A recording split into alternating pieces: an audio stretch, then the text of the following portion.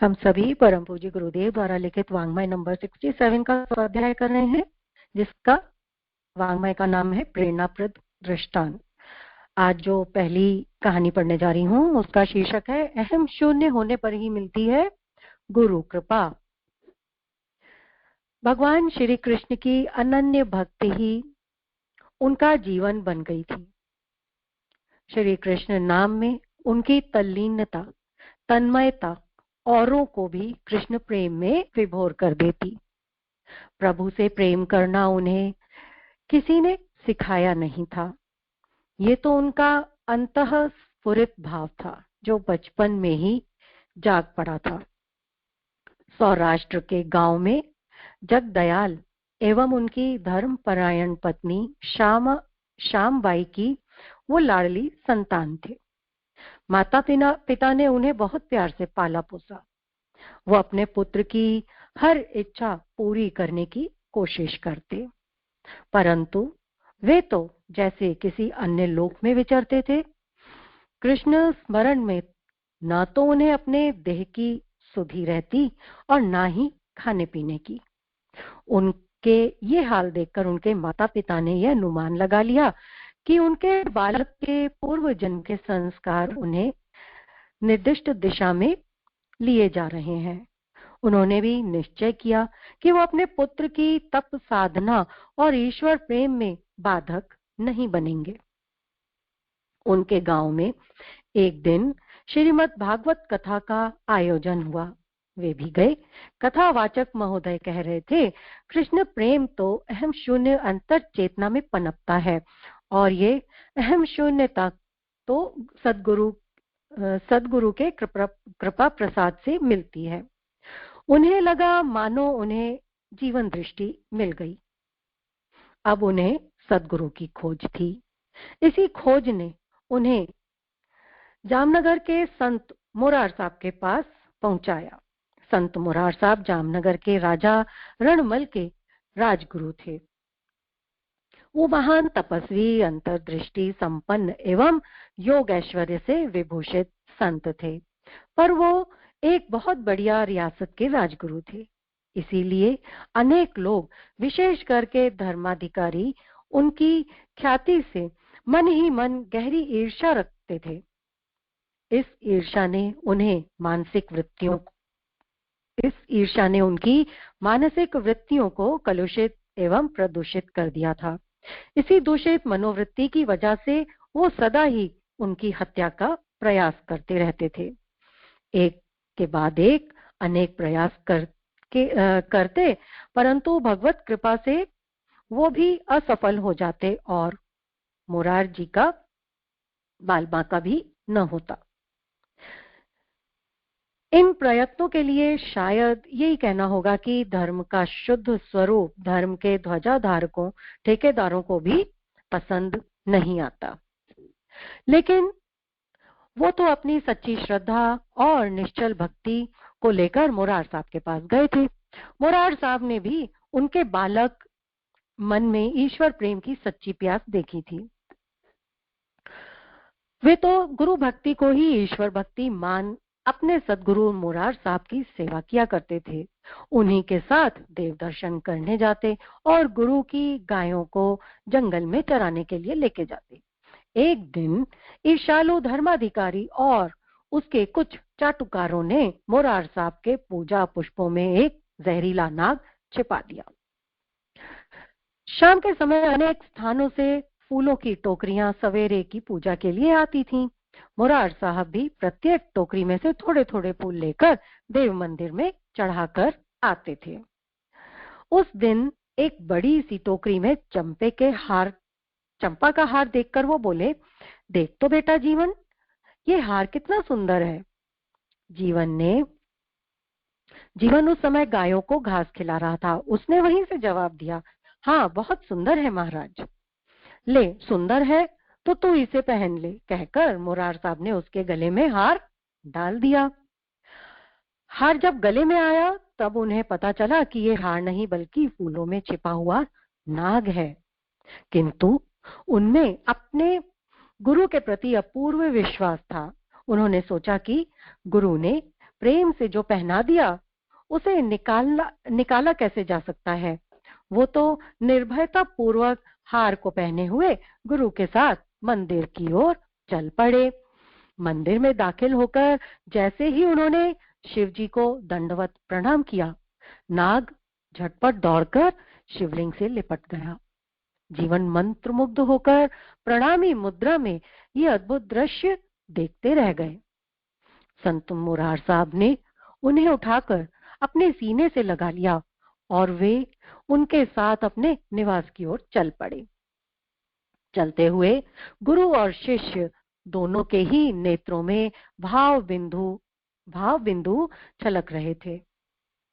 एक दिन सदगुरु की प्रेरणा से जीवन ने आसपास के 5 गांव की ओर से मिला हुआ पूजा का निमंत्रण स्वीकार कर लिया।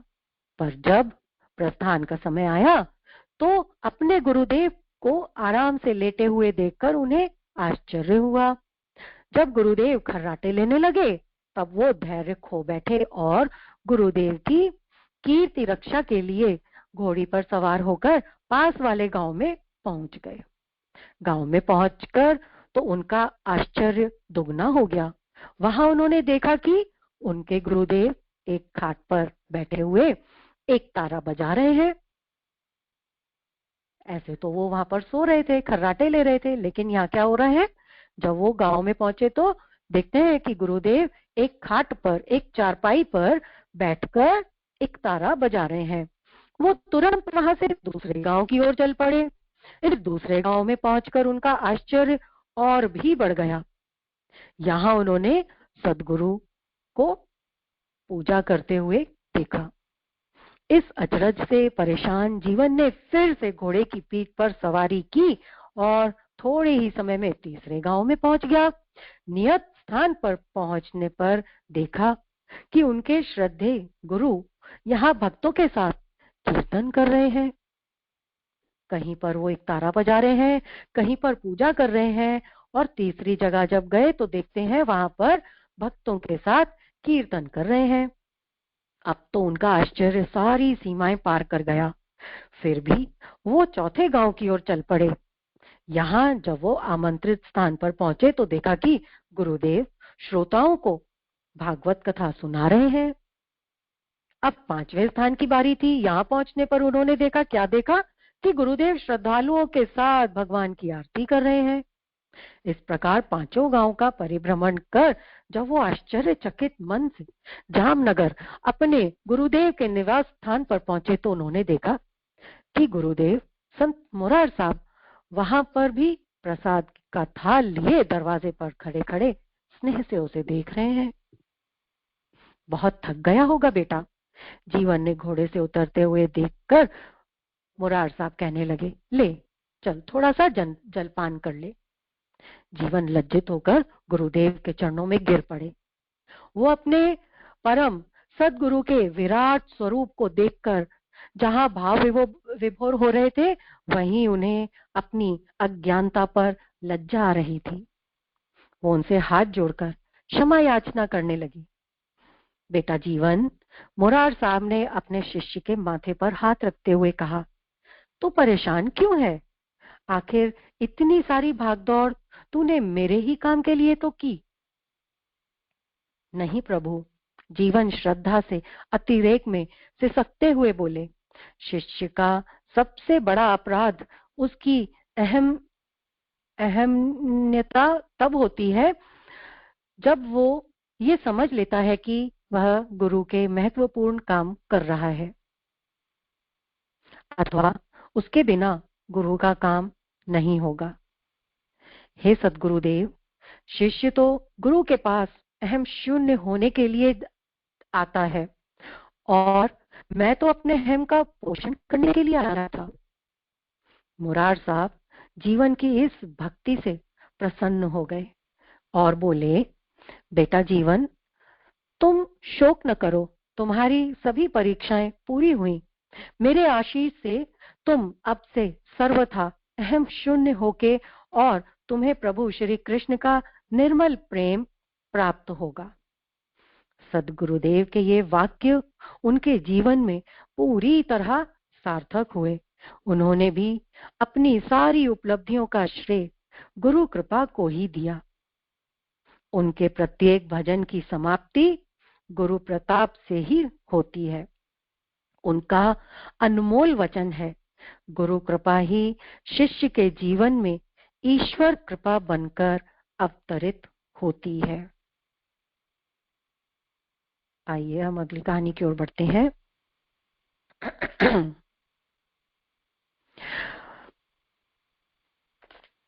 संकल्प की सुगंध अगली कहानी का शीर्षक है। संकल्प मनुष्य के कर्म का आधार होते हैं और संकल्प दो प्रकार के होते हैं। यह हमारे जीवन को प्रभावित करते हैं।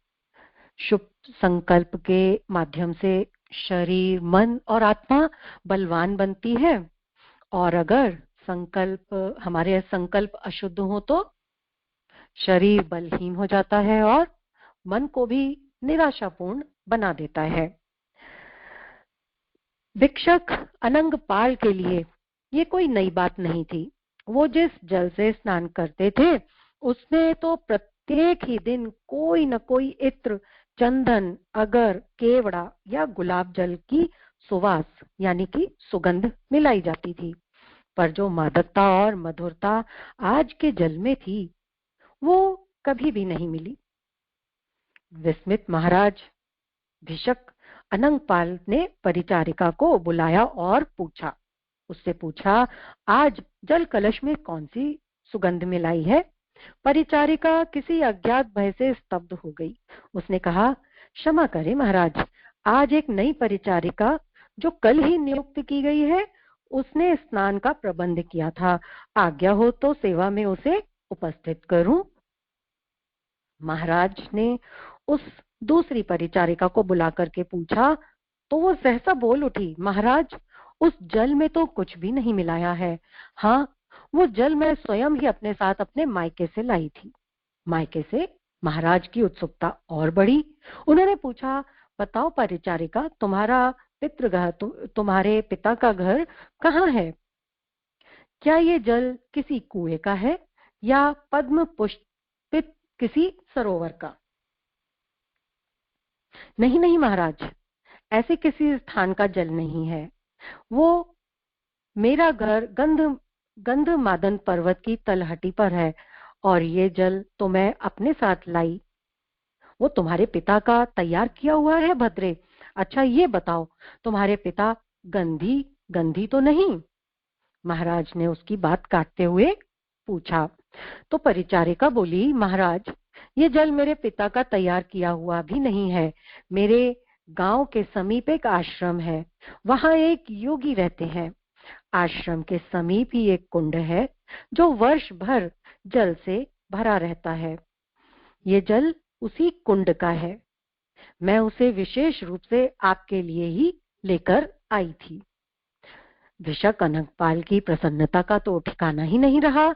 नव परिचारिका को पर्याप्त पारितोषिक देकर वो उस आश्रम की ओर चल पड़े।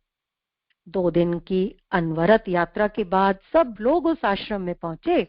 महाराज ने वहां पहुंचते ही अनुभव किया कि यहाँ की प्रत्येक वस्तु उसी सुगंध से परिपूर्ण दिखाई देती है। महाराज बड़े आश्चर्यचकित हुए। सत्वर ही योगी को प्रणाम कर उन्होंने पूछा, महात्मन, आपके आश्रम में ये भीनी भीनी सुगंध कहाँ से आ रही है? योगी जी ने हंस करके कहा, महाराज, एक वृक्ष यहाँ से 100 योजन दूरी पर इसी पर्वत पर है। मैं सदैव उसका ध्यान करता हूँ। आश्रम उसी की सुगंध से अहर्निश गूंजा रहता है। केवल स्मरण मात्र से ऐसा होना बड़ी कठिन बात है महात्मन। आप समझ भी नहीं सकते, ये सब संकल्प का चमत्कार है।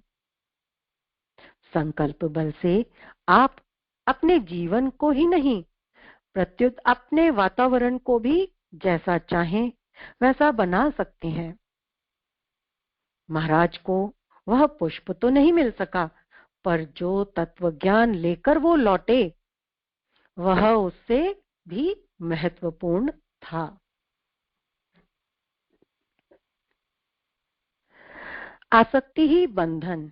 हमारी अगली कहानी है।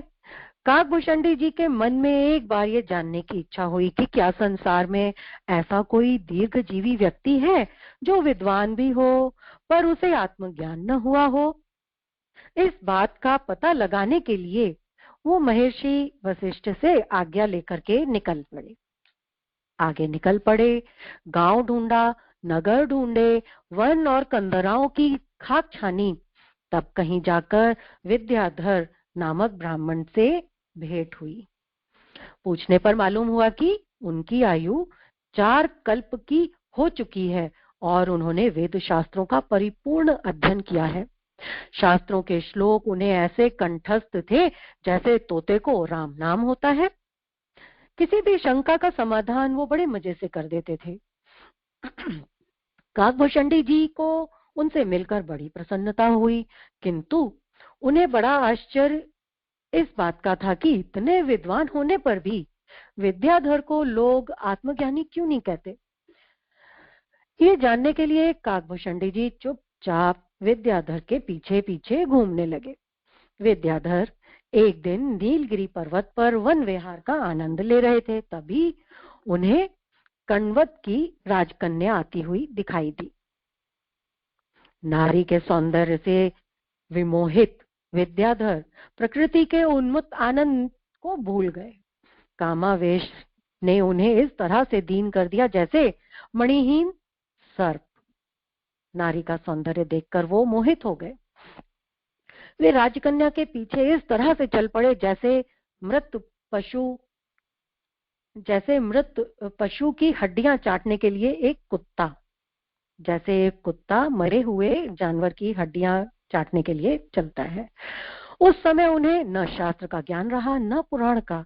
राजकन्या की उपेक्षा से भी उन्हें बोध नहीं हुआ। वो उसके पीछे पीछे चले गए। सिपाहियों ने समझा कि ये कोई विक्षिप्त व्यक्ति है, इसलिए उसे पकड़कर बंदी गृह में डाल दिया। कारागृह में पड़े विद्याधर से काकभूषणी जी ने पूछा, मुनिवर, आप इतने विद्वान होकर भी ये नहीं समझ सके कि आसक्ति ही आत्मज्ञान का बंधन है। यदि आप कामासक्त न होते तो आज ये आपकी दुर्दशा क्यों होती। ये सुनते ही विद्याधर के नेत्र ज्ञान खुल गए और उन्हें आत्मज्ञान हो गया। दूसरी कहानी की ओर बढ़ते हैं। विवेक ही बड़ा है। एक बार हनुमान जी की भेंट अर्जुन से हुई। हनुमान राम के भक्त थे, अर्जुन श्री कृष्ण के। दोनों में बहस छिड़ गई। हनुमान जी कहने लगे कि राम बली हैं, अर्जुन कहते नहीं, श्री कृष्ण जी बली हैं।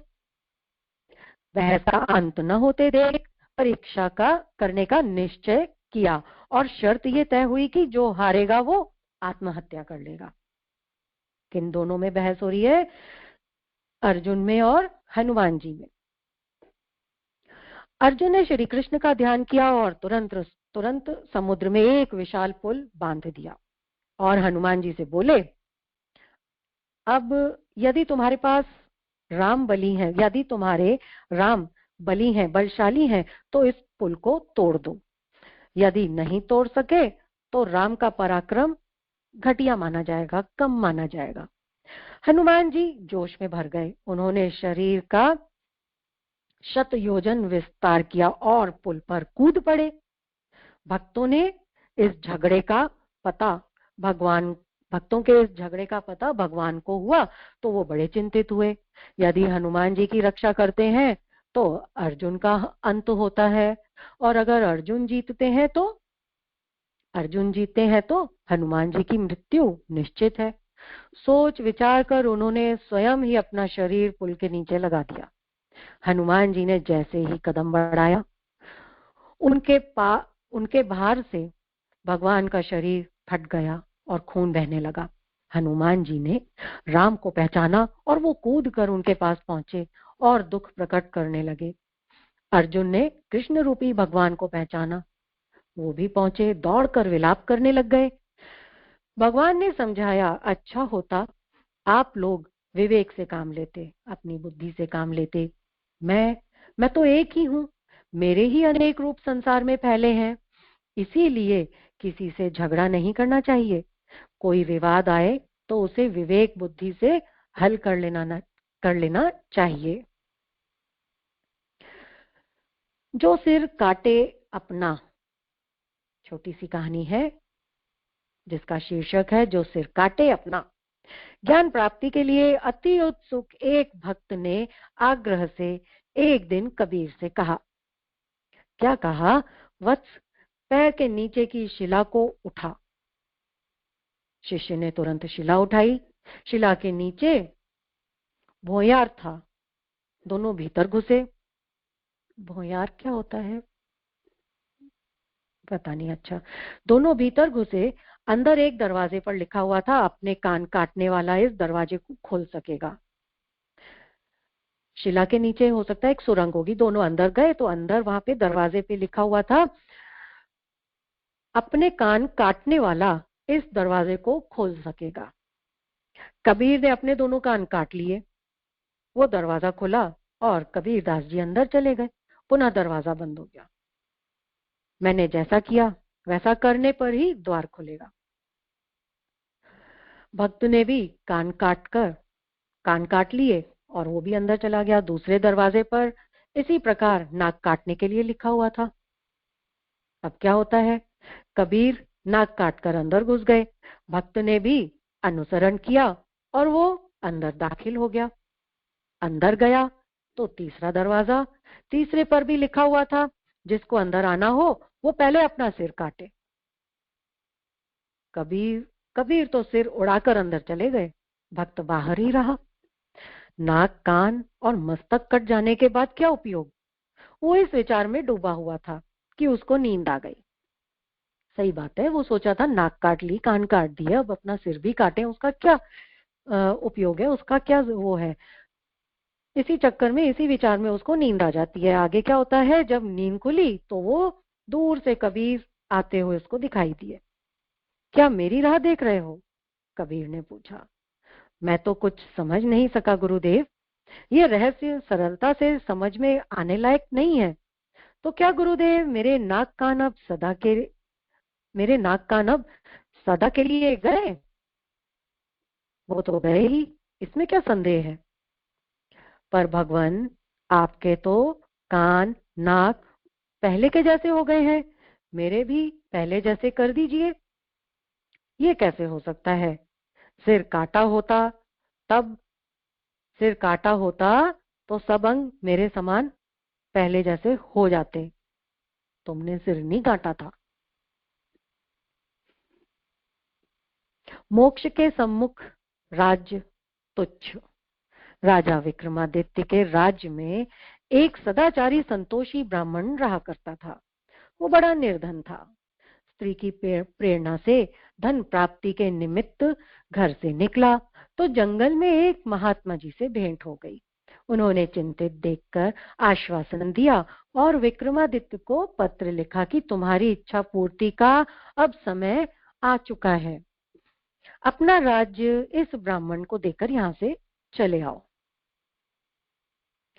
वह पत्र विक्रमादित्य ने पढ़ा तो उन्हें बड़ी प्रसन्नता हुई और ब्राह्मण को राज्य सौंपने की तैयारी की। ब्राह्मण ने राजा को राज्य त्याग के लिए इतना उत्सुक और अत्यंत आनंद विभोर देखा तो वो सोचने लगा कि जब राजा ही राज सुख को लात मारकर योगी के पास जाने में विशेष आनंद अनुभव कर रहा है, तो योगी के पास अवश्य ही कोई राज्य से भी बड़ा सुख है।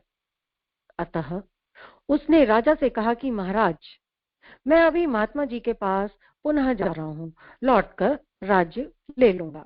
ये कहकर योगी के पास पहुंचकर बोला कि भगवान, राजा तो राज्य को त्याग कर आपके पास आने के लिए नितांत उतावला और हर्ष विभोर हो रहा है। इससे जान पड़ता है कि आपके पास राज्य से भी अधिक बड़ी कोई वस्तु है। अगर वो है तो वो मुझे दे दीजिए। महात्मा ने प्रसन्न होकर उसे पूर्ण योग क्रिया बता दी और ब्राह्मण पूर्ण तपस्वी होकर मोक्ष सुख पा गया। मोक्ष सुख से राज सुख नितांत तुच्छ है।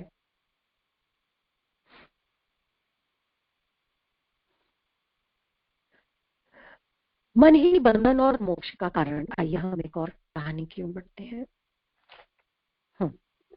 किसी गांव में एक बालक रहा करता था।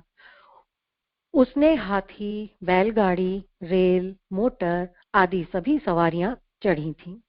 ऊंट के विषय में उसने सुना था, पर चढ़ा कभी नहीं था। उसकी इच्छा सदैव ऊंट की सवारी करने की हुआ करती थी। सारी चीजों की सवारी कर चुका था, लेकिन ऊंट की नहीं करी थी, तो वो ऊंट की सवारी करने के लिए बेचैन था।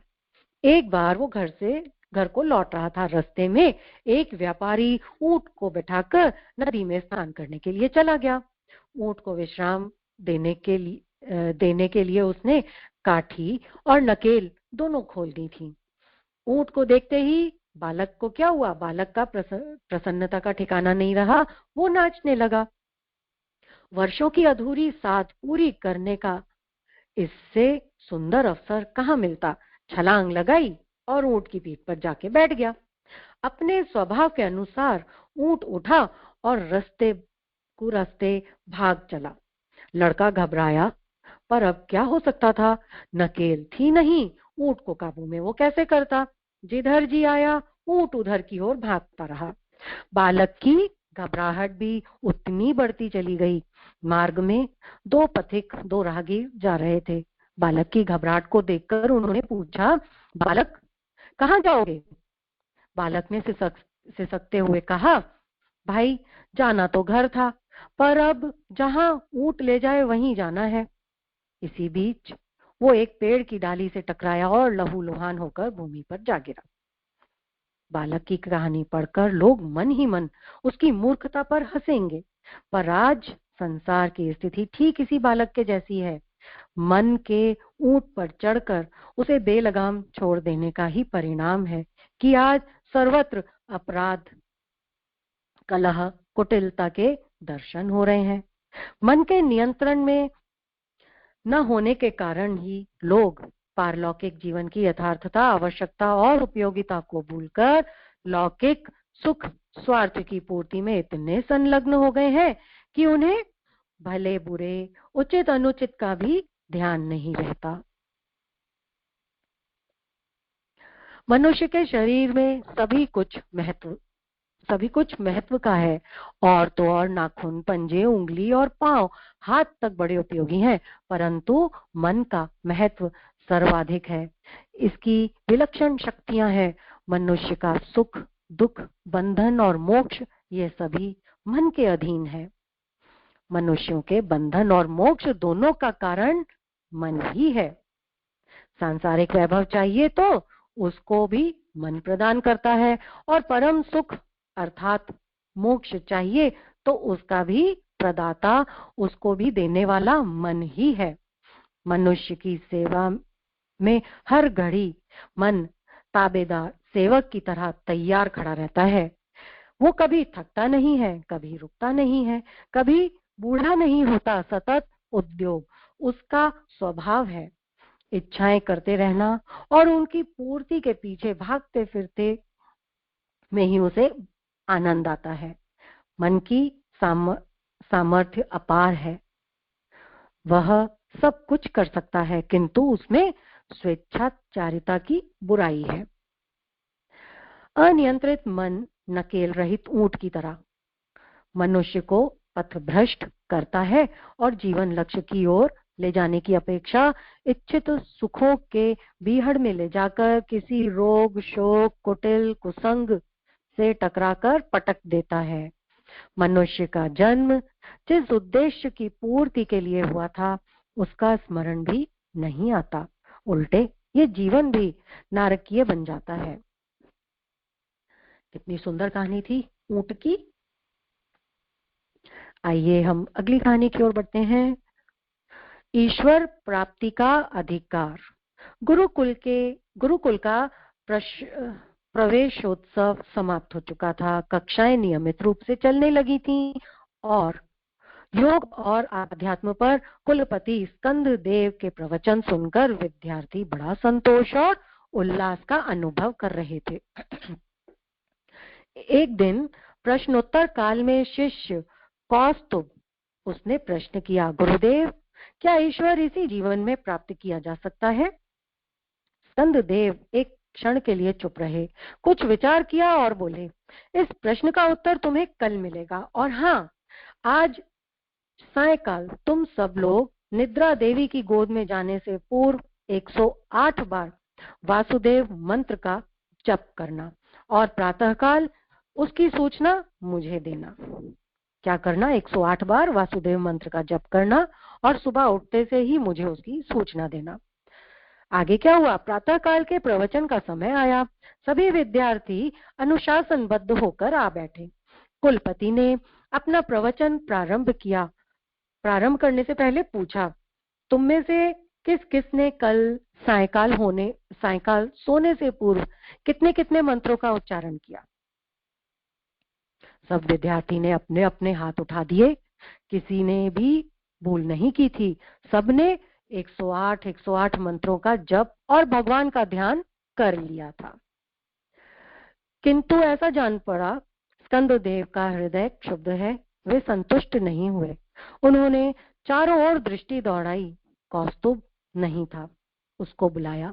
स्कंददेव ने अस्त व्यस्त कौस्तुभ के आते ही उससे प्रश्न किया, कौस्तुभ, क्या तुमने भी 108 मंत्रों का उच्चारण सोने से पहले किया था? कौस्तुभ ने नेत्र झुका लिए तथा विनीत वाणी और सौम्य मुद्रा में उसने कहा, गुरुदेव, अपराध क्षमा करें। मैंने बहुत प्रयत्न किया, किंतु जब जप की संख्या गिनने में चित्त चला जाता तो भगवान का ध्यान नहीं रहता, और जब भगवान का ध्यान करता तो मैं गिनती भूल जाता था। सारी रात ऐसे ही निकल गई और वो व्रत को मैं पूरा नहीं कर सका। सभी के साथ ऐसा होता है कि अगर जप करने बैठ जाओ तो ध्यान भटकेगा, और अगर ध्यान करने लग जाओ तो फिर मन उसको गिनती में लग जाएगा कि कितना हम कौन से नंबर पे हैं। स्कंददेव मुस्कुराए और बोले, बालकों, कल के प्रश्न का यही उत्तर है। जब संसार के सुख, संपत्ति और भोग की गिनती में लग जाते हैं तो भगवान का प्रेम भूल जाते हैं। संसार में सब लोग जब सुख, संपत्ति और भोग की गिनती में लग जाते हैं तो भगवान का प्रेम भूल जाते हैं। बाह्य कर्मकांड से चित्त हटाकर उसे कोई भी प्राप्त कर सकता है। आत्मज्ञान की प्राप्ति आगे हमारी दूसरी कहानी का शीर्षक है। महेंद्र पर्वत पर गंगा के सुरम्य तट पर दीर्घ तपस नाम के एक ब्राह्मण अपनी धर्म पत्नी सहित निवास किया करते थे। दीर्घ तपस, स्वाध्यायशील, धार्मिक और ईश्वर परायण महात्मा थे। उनकी पत्नी बड़ी सुशील स्त्री थी। समय पाकर उनके उन्हीं जैसे गुणों वाले 2 पुत्र जन्मे। बड़े का नाम पुण्य और छोटे का नाम पावन रखा। पुण्य बड़ा तपस्वी था। थोड़े ही समय में उसने आत्मज्ञान प्राप्त कर लिया था। अब उसे संसार में किसी प्रकार का न राग था, न द्वेष, न मोह और न ही आसक्ति। वो निष्काम भावना से सांसारिक कर्तव्यों का पालन करता था। पावन, दूसरा पुत्र उनका पावन, वो शिक्षित और सुशील था, किंतु उसे आत्मबोध नहीं हुआ था। एक दिन दीर्घ तपस का देहांत हो गया। उससे पुण्य को दुख न हुआ, पर पावन ने कई दिन पिता की स्मृति में रो रो कर बिताए। समय का संयोग, कुछ दिन में ही माता का भी देहावसान हो गया। तब तो पावन पर एक तरह से वज्रपात ही हो गया। मारे दुख के उसने कई दिन तक अन्न भी ग्रहण नहीं किया। पुण्य ही ऐसा था जिसे न तो पिता की मृत्यु का दुख हुआ और न ही माता के निधन का। उसने दोनों का मृतक संस्कार और श्राद्ध तर्पण शास्त्रीय विधान से संपन्न किया। काफी समय बीत जाने पर भी पावन का शोक जब समाप्त न हुआ तो एक दिन पुण्य ने उसे पास बुला करके समझाया, देख भाई, हमारे माता पिता ने इस लोक में धर्म और पुण्य का पर्याप्त अर्जन किया, सो वे जीवन चक्र से मुक्त हो गए। शरीर तो वस्त्र की तरह है, आत्मा अनेक शरीर बदलती है। उसके लिए दुख किस बात का?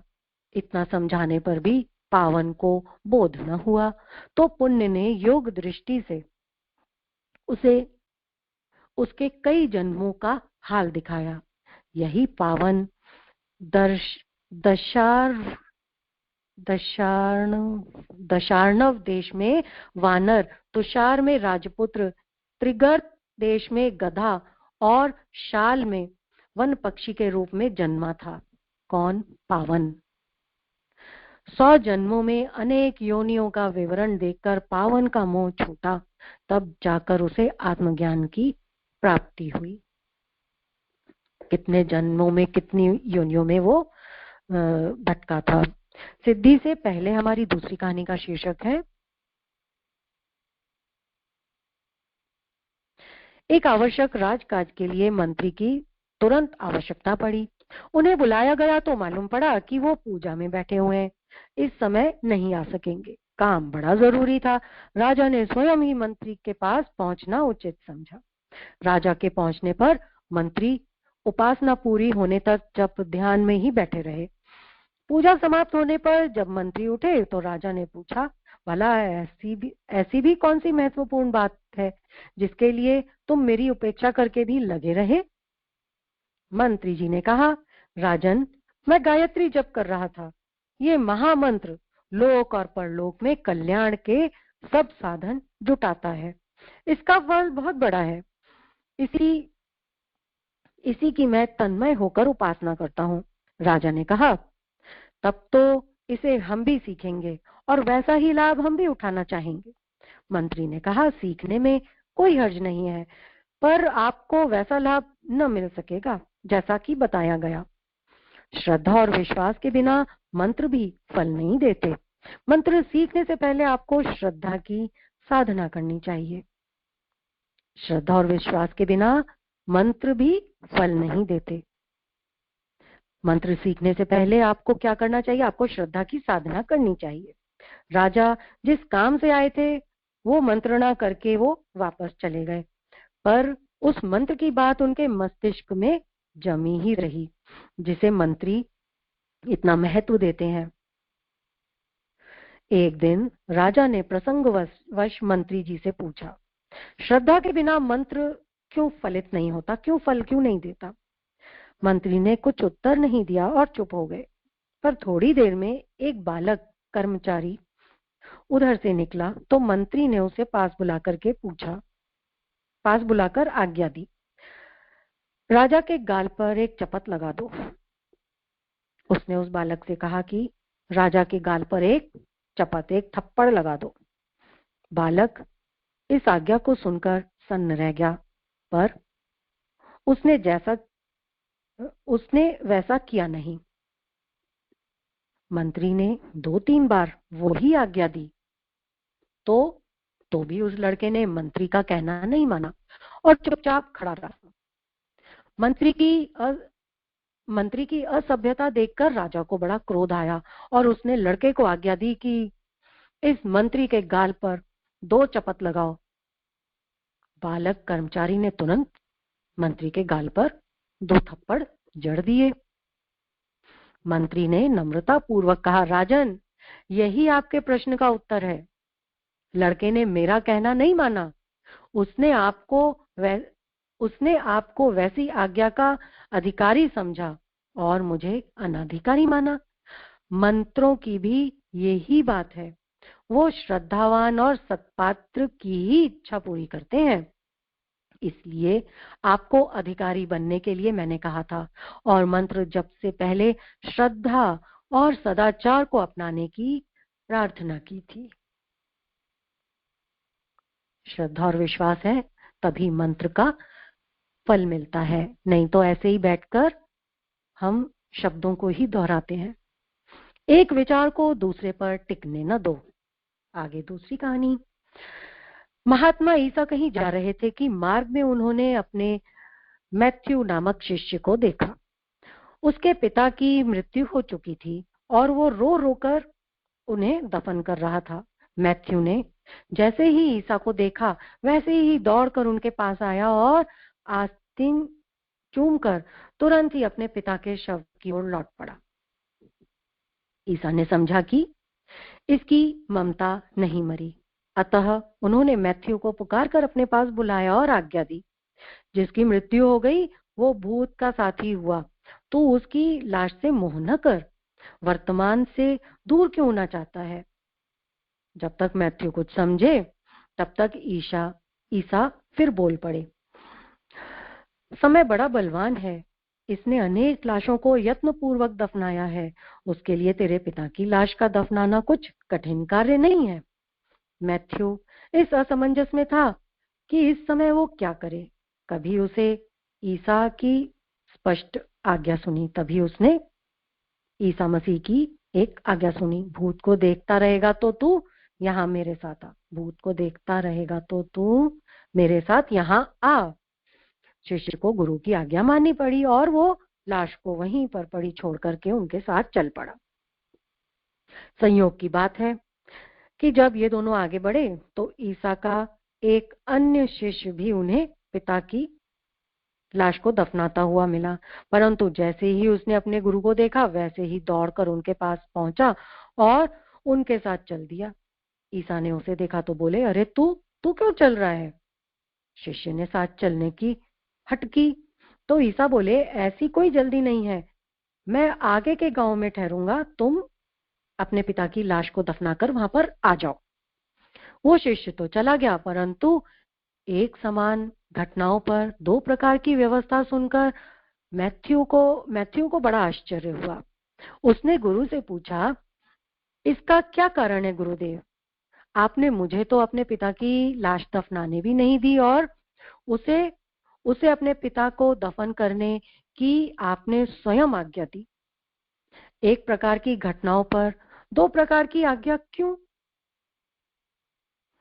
ईसा मसीह ने उसको समझाया, मैथ्यू, मैं जो कुछ कहता हूं वही मेरे अंदर की आवाज है, और वो आवाज एक निश्चित मत बनाकर निकलती है। जीवन की धारा को एक घाट पर बांधा जाना कभी संभव नहीं। धर्म ये कहता है कि एक विचार को दूसरे विचार पर टिकने मत दो, परंतु ऐसा करना लोहे के बंधन को दृढ़ करने के समान है, और मनुष्य का यथार्थ बंधन लौह श्रृंखला नहीं, कच्चा सूत है। अतः जो राग में फंसा है उसे वैराग्य का उपदेश दो, परंतु जो राग मुक्त है उसे वैराग्य का उपदेश देने से कोई लाभ नहीं। क्या बोला उन्होंने कि जो राग में फंसा है उसको वैराग्य का उपदेश दो, परंतु जो राग मुक्त है उसको वैराग्य का उपदेश देने से कोई भी लाभ नहीं है। आज का क्रम हम यहीं पर समाप्त करते हैं। आशा करती हूँ कि ये कहानी आपको अच्छी लगी होंगी। आइए परम पूज्य गुरुदेव परम वंदनीय माता जी के चरणों में श्रद्धा पूर्वक नमन करें। उनका स्नेह आशीर्वाद हम सभी को इसी प्रकार प्राप्त होता रहे। ओम नमो स्वनंताय सहस्त्रमूर्ते सहस्रपादाक्ष शिरोरुबाहवे सहस्रनाम्ने पुरुषाय शाश्वते सहस्रकोटि युगधारिणे नमः सहस्रकोटि युगधारिणे नमः। आगे मैं अनामिका दीदी आपसे रिक्वेस्ट करूंगी, आप आहुतियों का क्रम कर दीजिए। आपको मैं अनम्यूट कर रही हूँ।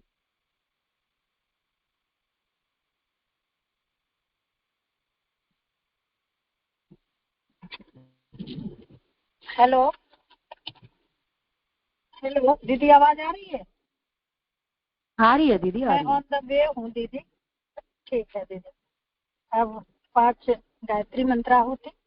ओम भूर्भुवः स्वः तत्सवितुर्वरेण्यं भर्गो देवस्य धीमहि धियो यो नः प्रचोदयात् स्वाहा। इदं मम। ओम भूर्भुवः स्वः तत्सवितुर्वरेण्यं भर्गो देवस्य धीमहि धियो यो नः प्रचोदयात् स्वाहा। इदं गायत्र्यै इदं नमः। ॐ भूर्भुवः स्वः तत्सवितुर्वरेण्यं भर्गो देवस्य धीमहि धियो यो नः प्रचोदयात् स्वाहा। इदं गायत्र्यै इदं नमः। ॐ भूर्भुवः स्वः तत्सवितुर्वरेण्यं भर्गो देवस्य धीमहि धियो यो नः प्रचोदयात् स्वाहा। इदं गायत्र्यै इदं नमः। ॐ भूर्भुवः स्वः तत्सवितुर्वरेण्यं भर्गो देवस्य धीमहि धियो यो नः प्रचोदयात् स्वाहा। इदं गायत्र्यै इदं नमः। महामृत्युंजय मंत्राहुति। आज तिथि अभिषेक का विवाह दिवस है। उनका दाम्पत्य जीवन खुशियों से भरा रहे। जिनका जन्म दिवस हो उनके उज्जवल भविष्य के लिए और हम सबकी आध्यात्मिक उन्नति हो, ऐसी भावना से श्री महाकाल से प्रार्थना है और महामृत्युंजय मंत्र की आहुति। ओम त्र्यंबकं यजामहे सुगंधिं पुष्टिवर्धनम् उर्वारुकमिव बन्धनान् मृत्योरमोक्षयमामृतात् स्वाहा। इदं महामृत्युंजय इदं नमः। ओम त्र्यंबकं यजामहे सुगंधिं पुष्टिवर्धनम् उर्वारुकमिव बन्धनान् मृत्योरमोक्षयमामृतात् स्वाहा। इदं महामृत्युंजय इदं नमः। ओम त्र्यंबकं यजामहे सुगंधिं पुष्टिवर्धनम् उर्वारुकमिव बन्धनान् मृत्योरमोक्षयमामृतात् स्वाहा। इदं महामृत्युंजय इदं नमः। ओम त्र्यंबकं यजामहे सुगंधिं पुष्टिवर्धनम् उर्वारुकमिव बन्धनान् मृत्योरमोक्षयमामृतात् स्वाहा। इदं महामृत्युंजय इदं नमः। ओम त्र्यंबकं यजामहे सुगंधिं पुष्टिवर्धनम् उर्वारुकमिव बन्धनान् मृत्योरमोक्षयमामृतात् स्वाहा। इदं महामृत्युंजय इदं नमः। शांति पाठ सभी जगह शांति ही शांति विद्यमान हो। हम लोग के मन मस्तिष्क में, घर बाहर, देशों विदेशों में, पशु पक्षी पेड़ पौधों में, सभी जगह शांति ही शांति विद्यमान हो। ओम देव शांति अंतरिक्षं शांति पृथ्वी शांतिरापः औषधयः शांति वनस्पतयः शांति ईश्वरदेव शांति ब्रह्म शांति सर्वगुण शांति शांतिरेव शांति सामा शांतिरेधि। ओम शांति शांति शांति सर्वरिष्टेषु शांतिर्भवतु। यान्तु ते विघ्नाः सर्वे पूजामादाय मामकिम् इष्टकाम समृद्ध्यर्थ पुनरागमनाय च प्रभु पुनरागमनाय च। जय गुरुदेव। सभी को प्रणाम। सभी को 1:30 बजे ज्योति अवतरण साधना में आने का प्रयास करेंगे। 5:40 में चालीसा, 6 बजे नादियो। धन्यवाद। जय गुरु।